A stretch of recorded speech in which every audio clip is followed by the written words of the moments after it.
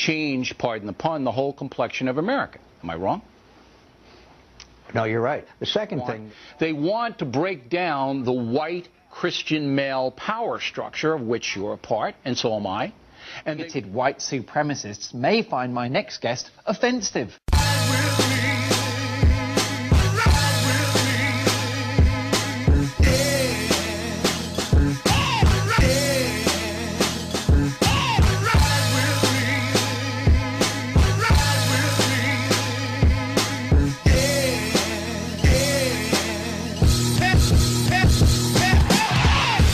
Most people, black and white, participate in white supremacy unknowingly. It is not necessarily their fault because our whole society has been structured around the anti-factual belief in white superiority. Since white supremacy is wrong according to the laws of logic, physics, biology, history, and mathematics, the only way it can possibly be supported is through lies and propaganda. The easiest way to refute white supremacy is to simply embrace the truth about everything. And since white supremacy is untrue, it simply fades away when facing the light of truth. This series of videos will expose the truth as it relates to white supremacy. The topic here is slavery. Studying slavery does not mean you are dwelling on the past. Jews are not told to forget about the Holocaust. Americans are not told to forget about Pearl Harbor, and therefore blacks should not be told to forget about slavery. There are a variety of white supremacist myths related to slavery. One of the primary myths is that slavery in Africa was somehow similar to slavery in America. The other slave myth is that blacks willingly sold each other into slavery. The reason why these myths are white supremacist is because they are designed to morally purge the white population of its past. These are the myths that will be refuted in this video. We are given to believe that slavery is slavery. In other words, everything called slavery belongs in the same category. That is like saying lions and antlions and sea lions all belong in the same category. It is important to remember that African serfdom was identical to feudalism, while American chattel slavery was a multi-generational torture camp. There were a number of writers who traveled to Africa during slavery, leaving behind written records. Those who visited the area now known as Ghana saw the Asante tribe. In the 16 and 1700s, the Asante lived in a system identical to feudalism. At the top was the Asante Him. Below him were the paramount chiefs, then the subordinate chiefs, then the farmers. In this system, slavery or serfdom was that the peasants were required to bring vegetables to the local chiefs. In the area now known as northern Nigeria, the Hausa states had a similar system of feudalism in the 11 to 1200s AD. In the area of Lake Chad, the Bornu had a similar system of feudalism in the 1400s. The same was true in any part of Africa where there was so-called slavery. It was actually feudalism, not chattel slavery. Slavery as we know it today did not exist in Africa. In East Africa, there was another form of slave which was a person owned by the very wealthy.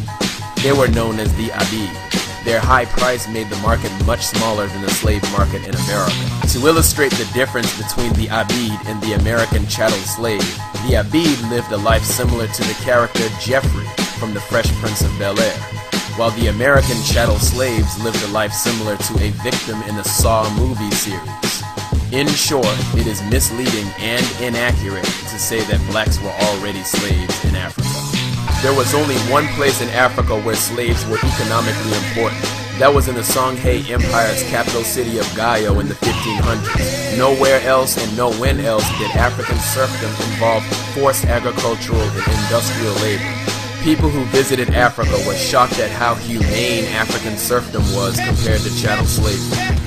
For example, in 1704, a Dutch trade commissioner by the name of Bosman went to the Gold Coast and observed that many so-called slaves, quote, have more authority than their masters. As another example, Martin Delaney, who was a black Harvard-trained doctor, explorer, and army major, traveled to West Africa between July 1859 and August 1860, and he wrote, "It is simply preposterous to talk about slavery as that term is understood, either being legalized or existing in this part of Africa. It is nonsense. The English explorer Rattray visited the Asante of West Africa and wrote, "A slave might marry, own property, himself own a slave, swear an oath, be a competent witness, and ultimately become heir to his master.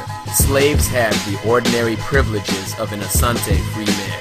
In 1897, M. Kingsley described African slavery as, quote, "a state of servitude guarded by rights." Also, African slaves frequently became rulers. For example, the Bambara Kingdom of Upper Nigeria around 1700 was ruled by a series of slave generals. This is just a small fraction of the evidence, and literally all of the evidence is consistent with the fact that there was no similarity between African serfdom and American chattel slavery. Another myth is that black people willingly sold each other into slavery. The truth is that Africans became trapped in a gun slave cycle. In 1567, John Hawkins allied himself with several African kings, and he used those alliances to create wars against other African kings. Hawkins, along with 200 of his men and his new African allies, seized an African city. Hawkins came away with 470 captives and sold them into slavery. This trend of Europeans causing wars in Africa became common. Once at war, the Africans became desperate for more and more weapons. The Europeans started purposely giving guns to one side but not the other.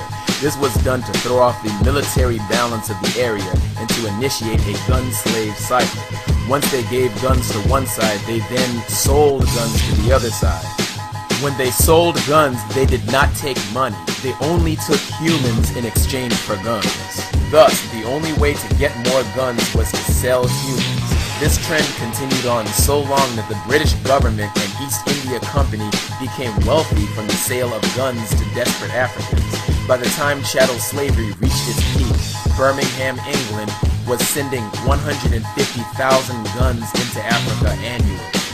Numerous African kings attempted to put an absolute end to slavery, but it was too late.